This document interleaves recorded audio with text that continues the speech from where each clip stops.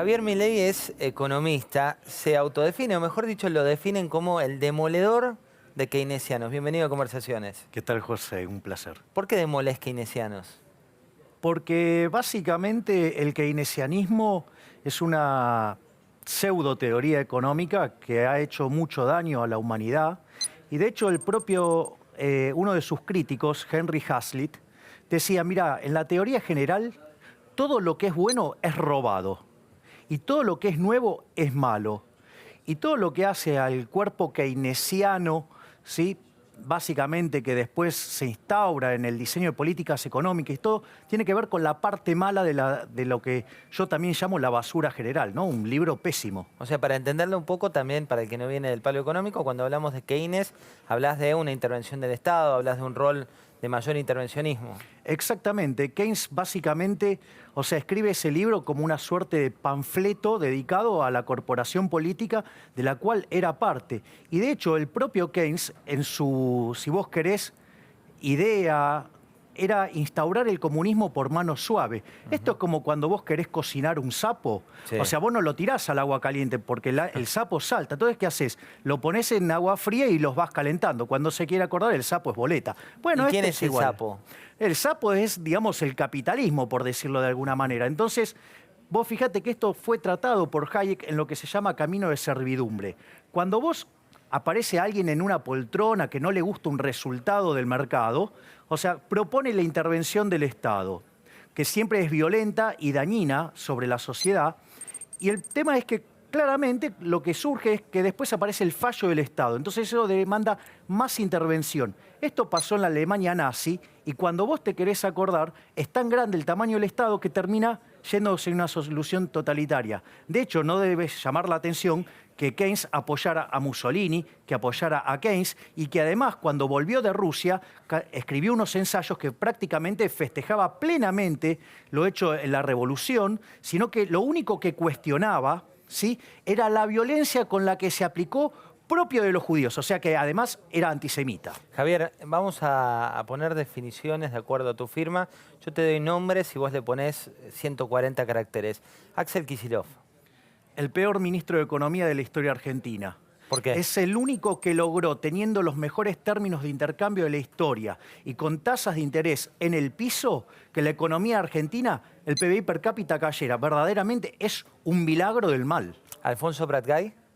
Un keynesiano tradicional que básicamente su irresponsabilidad dejó un nivel de desequilibrio fiscal que vamos camino a 12 puntos de déficit fiscal en términos del PBI, uno de los más grandes de la historia, en un contexto donde las tasas de interés internacional, en especial en Estados Unidos, van a empezar a subir, con lo cual dejó a la economía en una situación muy complicada. ¿Quién fue el mejor ministro de Economía argentino? Me parece que quien más ha hecho en el caso argentino fue Domingo Cavallo durante el primer gobierno de Menem, que logró domar una hiperinflación, ¿no? Y emprendió un conjunto de reformas estructurales que verdaderamente fueron fabulosas y que sentaron las bases de un crecimiento genuino de un país que venía en franca decadencia. Ahora, bueno, después... ¿Pero por qué terminó como terminó? Digo, hoy cuando uno pregunta por Cavallo, 8 de cada 10 argentinos tienen un rechazo absoluto. Bueno, lo que pasa es que hay que recordar que Menem lo echó a Cavallo, después vino Roque Fernández y no hizo mucho, después vino el experimento progresista de la Alianza con Machinea, otro keynesiano irresponsable, ¿sí?, donde la característica de los keynesianos es que nunca quieren tocar el gasto público, ¿sí?, y eso después derivó en una crisis.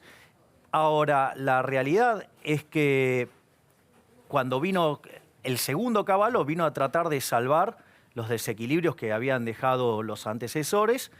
Y bueno, ¿Y el final por qué se dio como se dio?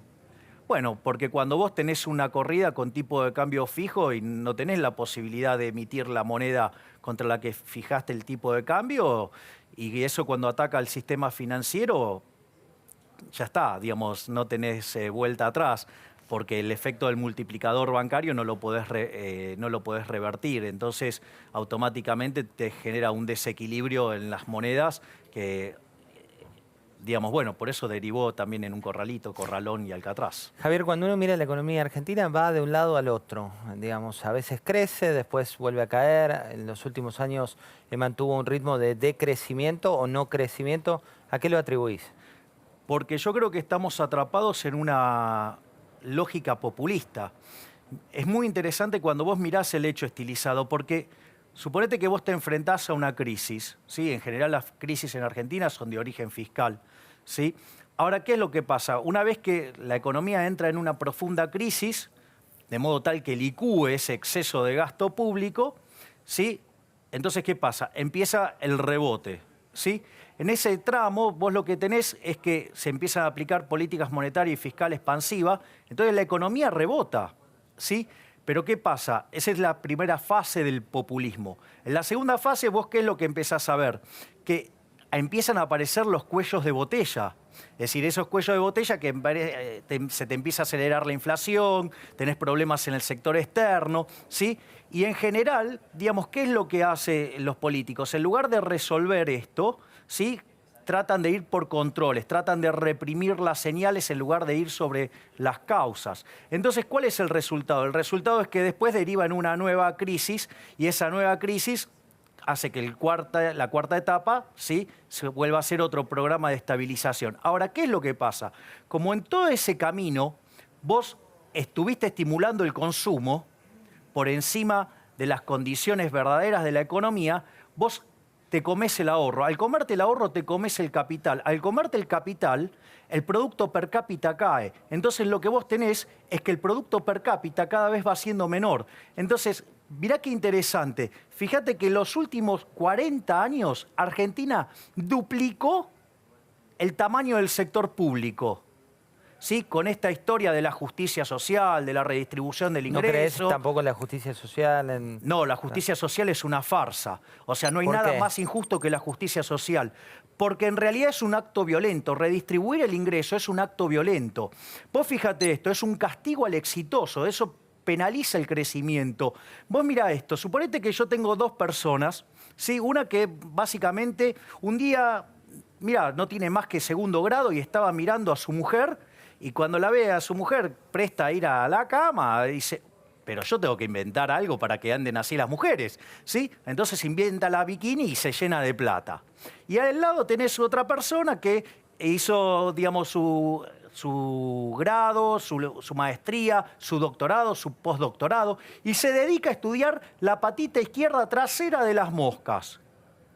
Evidentemente, el mercado, ¿qué es lo que hace? El mercado premia a quien satisface mejor las necesidades de su prójimo, ¿sí? En un contexto, además, que se relaciona con la escasez. Cuanto vos más exitoso sos en satisfacer los deseos de tu prójimo, el mercado te premia y te llena de plata, ¿sí? Entonces, fíjate esto, vos te encontrás con que el que inventó la bikini lleno de plata y el otro que se mató estudiando, digamos, en una situación pobre, por decirlo de alguna manera. Entonces, supongamos que el hombre de las bikinis tiene dos autos y este tiene ninguno. Entonces se siente profundamente resentido porque mirá todo lo que estudió y no tiene auto. Y el otro tiene dos autos. Entonces, ¿qué forma puede lograr para hacerse de un auto? Bueno, la primera es buscar algo que satisfaga al mercado y de esa manera conseguir tener un auto. Sin embargo, hay otros mecanismos que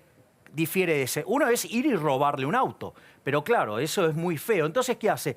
Va y llama al matón del barrio. ¿Para qué? Para que lo intimide al hombre que inventó los bikinis para que le dé un auto a él. ¿Sí? Entonces se siente tranquilo. La famosa redistribución del ingreso, la redistribución de la riqueza, es decir, un acto violento. Es un acto violento donde castiga al exitoso y premia al envidioso. Y cuando una economía entra en eso, que es básicamente la idea de la justicia social y del populismo, te hundís. Y eso es lo que pasó en la economía argentina. Vos tenés que se duplicó el tamaño del sector público en el PBI y el número de pobres se multiplicó por 6. Entonces, ¿qué es lo que pasa? Cuando vos castigás al exitoso, se castiga el proceso de acumulación de capital. ¿Y sabés a quién termina perjudicando más? a los más vulnerables, porque esos son los que no tienen capital y que necesitan del capital para ser más productivos y tener mejores salarios. Entonces, la redistribución del ingreso lo único que hace es castigar a los más vulnerables. Javier, ¿qué economía tuvo éxito llevando adelante lo que vos planteás? Mirá, el mejor ejemplo lo tenés en Argentina. Argentina, en la década del 80, en el siglo XIX, implementó las ideas de Alberdi y las puso a cabo. Y después de 32 años, en 1912, Argentina era el país con el quinto PBI per cápita más alto del mundo. Entonces, digo, no es que no funcionó, ni siquiera necesito ir a buscarte un país en otro lado. O sea, ¿por qué? Porque funcionó en Argentina. Eso nos hizo un país rico. Y sin embargo, o sea, vivimos de espaldas a ese modelo de país que está plasmado en la Constitución de 1853 en las ideas de Alberdi. ¿Qué opinas de Donald Trump? Mira, yo me parece que la cuestión de Donald Trump tenés que mirarlo desde...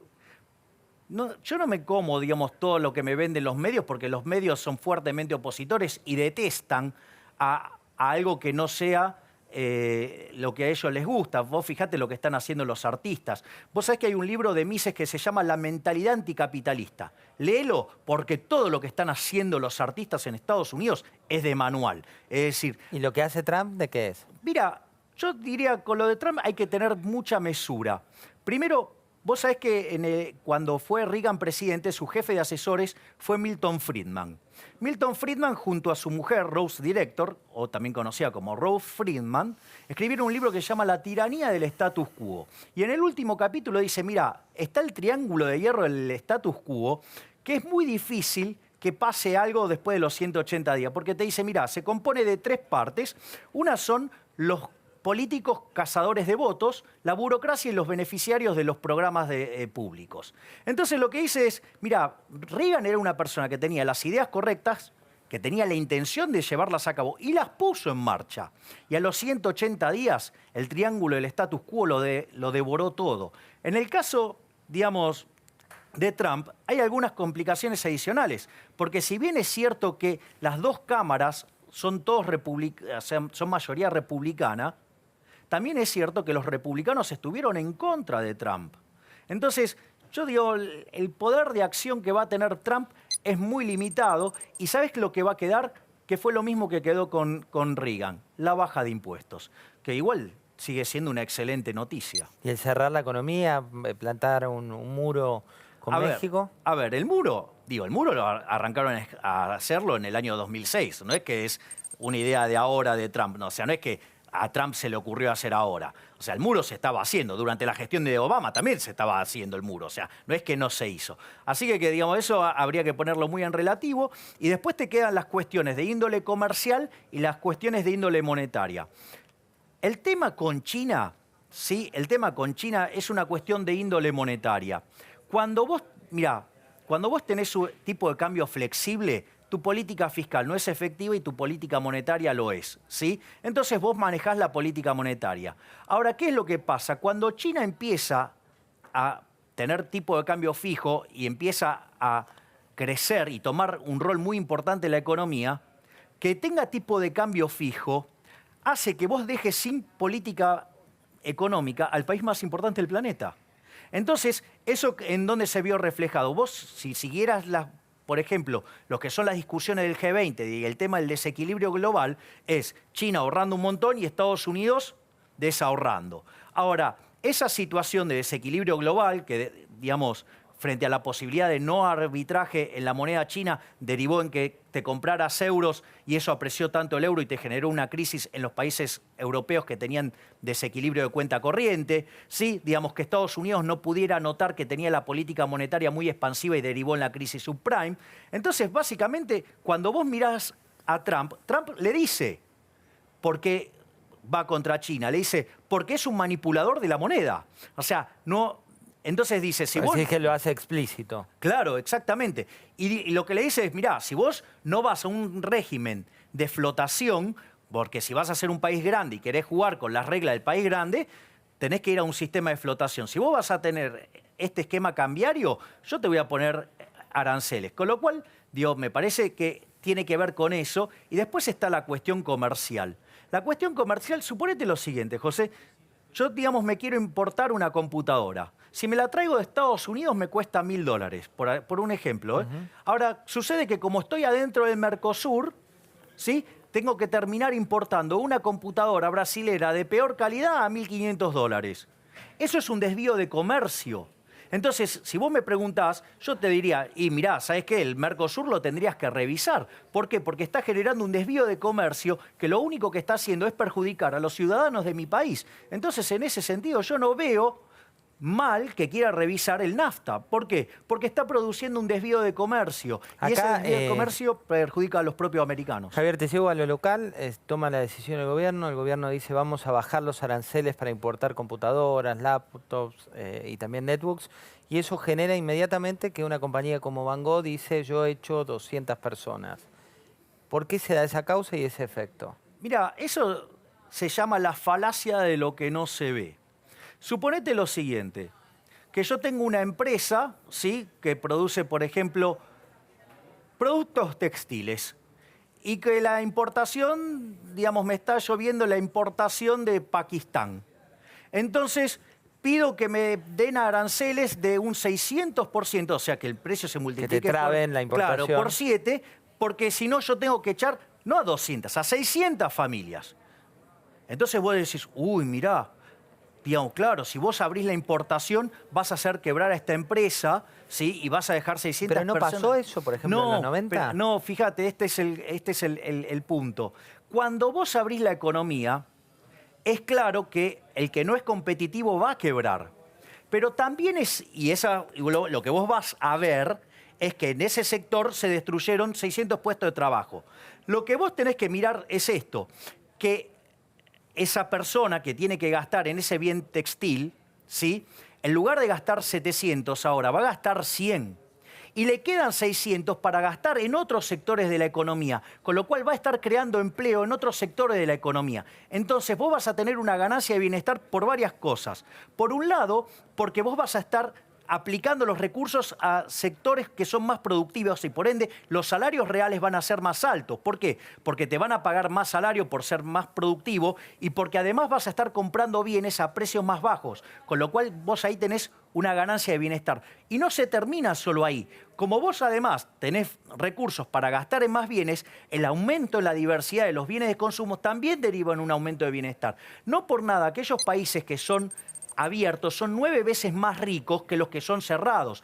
Aquellos países que son abiertos tienen un sexto de pobreza, ¿sí? Y aquellos países que son abiertos, el decil más bajo de la distribución es 11 veces más rico que el decil más bajo de los países cerrados. ¿Y ahí cómo juega la política? Digo, porque hoy cuando algunos de los economistas más ortodoxos corren al gobierno por derecha, por llamarlo de alguna manera, y otros lo corren por izquierda, lo que te dicen desde el gobierno es la política hace que cuestiones que plantean son inviables. ¿Coincidís? No. No, lo que pasa es que son inviables para la corporación política. Pero la corporación política es parte de la gestión actual, digamos. No, bueno, pero la corporación política te diría que está llevando una situación cuasi parasitaria sobre la sociedad, que lo único que hace es estancarla y llevarla. Mirá, con este peso que tenemos del sector público en la economía, Argentina tiene destino de país africano. Entonces, el verdadero ¿Cómo dilema... destino de país africano? Claro, Argentina con este nivel de presión fiscal que tiene es absolutamente inviable. ¿Sí? Para el que está en blanco, prácticamente hay un estudio del SEMA que te demuestra que de cada 3 pesos que genera el sector privado, el sector público se queda con 2. ¿Sí? Eso hace que no sea viable invertir. O sea, no es viable crear riqueza. Consecuentemente, no es posible acumular capital. Si vos no acumulas capital, te empobreces. Argentina, con esta lógica, tiene destino de país africano. Ahora, ¿sabés lo que pasa? Que los políticos están en un limbo, están perfectamente fantásticos. Entonces, no les gusta tocar esto. Es decir, Argentina lleva... Pero los políticos los vota la gente. Digo, ganó en su momento el gobierno anterior, ahora ganó el gobierno de Cambiemos. Sí, los políticos también han hecho un... Sí, ¿sabés qué? Hitler también ganó con los votos de la gente. Y era altamente popular. ¿Pero vos estás comparando el gobierno local con Hitler? Mira, no necesariamente a este, sino, digamos, los últimos 70, 80 años de historia argentina. ¿Te parece comparable eso? Sí, claro, porque en Argentina se instauró un régimen fascista. ¿Cuál es la lógica? ¿En qué sentido lo decís? ¿Cuál es la lógica del régimen fascista? Digo, porque también hay que entender que Perón no nació de un repollo. O sea, el problema arranca en la década del 30 con el golpe del 30, del cual Perón también fue parte, y que admiraban a Mussolini, igual que Hitler. Entonces, mirá... Fuerte eso, ¿eh? No, bueno, pero mirá cuál es el punto. Bueno, digo, es la realidad. O sea, salvo que quieran volver a reescribir la historia. Entonces, a ver, el punto es el siguiente. ¿Qué es un régimen fascista? Suponete lo siguiente. Vos te pones de acuerdo... Vos, un empresario, pedís que te protejan, ¿sí?, del comercio exterior. ¿Por qué? Porque, digamos, es más fácil seducir al político para que te proteja que ganarte el favor del consumidor en el mercado día a día, ¿sí? Entonces, ¿ahí qué es lo que aparece? Aparece el empresario asociado con el político, donde el empresario y el político... ¿Empresario qué es? ¿Un empresario dinosaurio, decís? Claro, es un empresario que caza en el zoológico. Es decir, vos le cerrás la economía, no compite, entonces ¿quiénes somos los salames que están adentro de la jaulita? Nosotros, que pagamos altos precios por bienes de baja calidad, ¿sí? Entonces, ¿vos qué te encontrás? Que ahí hay una asociación entre los políticos y los empresarios que perjudica a la gente. Entonces, mirá esto, porque esto te explica, desde mi punto de vista, la aparición del peronismo. Suponete lo siguiente, vos pensá en la década del 30, ¿no? Entonces vos te das cuenta que un empresario, ¿qué incentivos tiene a pagarte un salario alto? Ninguno. Si total lo que está cazando en el zoológico, no necesita tener el mejor capital humano, no necesita ser competitivo. Lo único que necesita es estar bien con el político, ¿sí? Y obviamente que hay intercambio de favores para que no tenga que competir. Entonces vos, como trabajador, te ves perjudicado frente a esa situación, ¿qué haces? Te vas a otra empresa.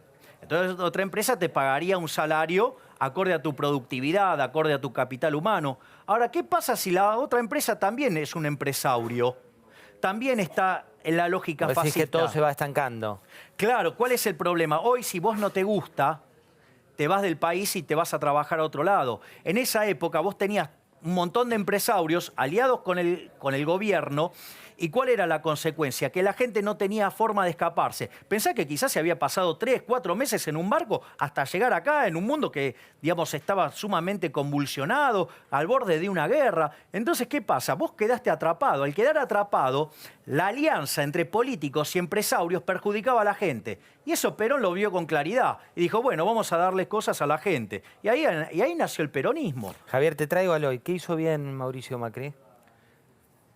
Lo único que hizo bien fue ponerlo a Sturzenegger en el Banco Central. ¿Qué hizo bien Cristina Fernández de Kirchner? Nada. ¿Qué hizo bien Néstor Kirchner?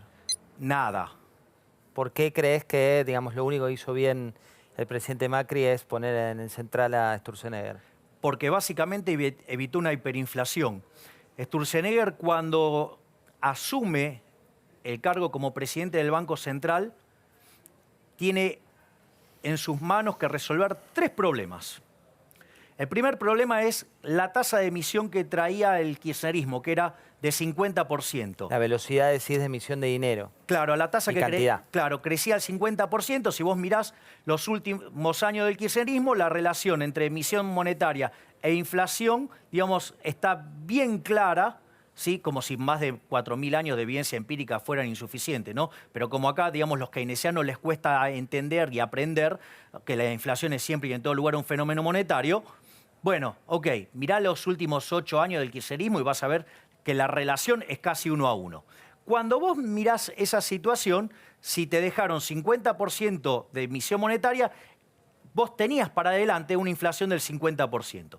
Pero además tenías las bombas de los futuros. La bomba de los futuros hubiera implicado llevar la tasa de emisión por lo menos al 80%. Quiere decir que traías un piso de 80%.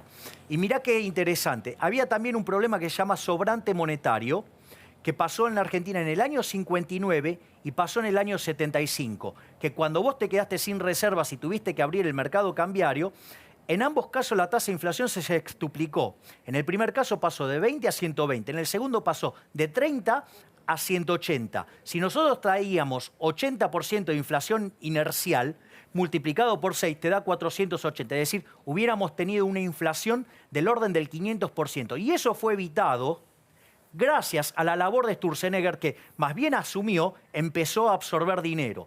Eso le permitió que la inflación promedio mensual del primer semestre fuera del 4%, es decir, 60 anualizado. En la segunda parte del año fue 1,5 mensual, con lo cual anualizado te da 20. En el mes de diciembre terminó con 1,2%, que anualizado te da 15. Y si vos tomás que hay estacionalidad en diciembre, la inflación hubiera sido del 1%, quiere decir 13% anual. Javier, hay un libro que escribiste junto a Diego Giacomini, Maquinita, Infleta y Devaluta, así se llama, Ensayos de Economía Monetaria para el caso argentino. Concretamente, ¿crees que puede venir una devaluación? Mira, lo que vos tenés que comprender es que en esta lógica de que la inflación es siempre y en todo lugar un fenómeno monetario, el tipo de cambio es un precio más de la economía. Digo, ¿qué diferencia tiene respecto a la copa que estás usando, a los zapatos que tenemos, o al tomate o a la verdura que se te ocurra mirar? Si vos emitís, lo que va a pasar es que el dinero, ¿sí?, pierde valor, pierde poder adquisitivo, ¿sí? ¿Por qué? Porque cuando vos emitís por encima de la demanda, pierde poder adquisitivo. Es decir, si vos aumentaras la oferta de bananas y nadie quiere comer banana, el precio de la banana, ¿qué va a pasar? Va a caer, o sea, pierde poder adquisitivo. Con el dinero pasa lo mismo. ¿Y esto qué quiere decir? Que todos los bienes, el precio de todos los bienes expresados en dinero suben. Y el tipo de cambio, o sea, el dólar, es un precio más. Entonces, en tanto y en cuanto vos no tengas ordenada la política monetaria, vas a tener presiones sobre el tipo de cambio.